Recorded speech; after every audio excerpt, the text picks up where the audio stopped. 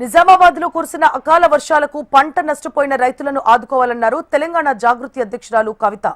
భీమ్గల్ లింబాద్రిగుట్ట లక్ష్మీనరసింహస్వామి ఆలయంలో కవిత పూజలు నిర్వహించారు.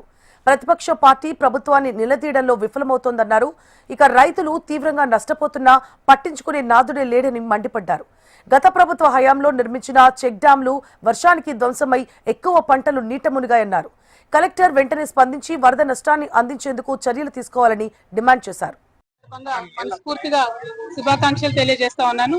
ఈ కార్తీక పౌర్ణమి రోజు మా నిజామాబాద్ లో బాల్కొండ నియోజకవర్గంలో భీమ్గల్ మండలంలో లింబాద్రి నరసింహస్వామి ఆ దేవుడు కొండ మీద ఉంటాడు. అత్యంత పవర్ఫుల్ దేవుడు.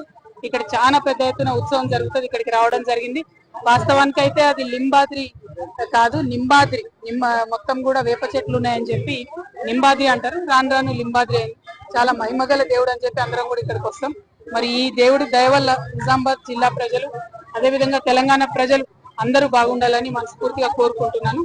మరి ఇక్కడి నుంచి అనేక మంది కాంగ్రెస్ పార్టీ నాయకులు ఉన్నారు. ఈ మండలానికి సంబంధించి అన్న మహేష్ కుమార్ గౌడన్న గారు ఉన్నారు. అట్లనే ఒక ముగ్గురు రాష్ట్ర స్థాయిలో కార్పొరేషన్ చైర్మన్లు ఇక్కడ నియోజకవర్గం నుంచి ఉన్నారు. మరి మొత్తం ఇక్కడ ఎమ్మెల్యే ఎవరన్నది పక్కకు పెడితే రూలింగ్ పార్టీది అంతా నడుస్తా ఉంది. అయినప్పటికీ రైతులు కష్టాల్లో ఉంటే కనీసం పట్టించుకోని పరిస్థితి ఉంది. మక్కలు 80% దళారులు కొన్న తర్వాత ఇప్పుడు మెల్లగా కాంటాలు తెచ్చేటటువంటి పనిలో ప్రభుత్వం ఉన్నది. ఇది చాలా దారుణం, అన్యాయం. అదే విధంగా మొత్తం తడిసిపోయినటువంటి వరి కూడా ఇంకా కూడా కొంటమని మాటిస్తలేరు. మొన్న మేము ఎంచా బోధన దగ్గరికి పోయి వచ్చినాక కలెక్టర్ గారు పోయి విజిట్ చేసినట్టు తెలిసింది.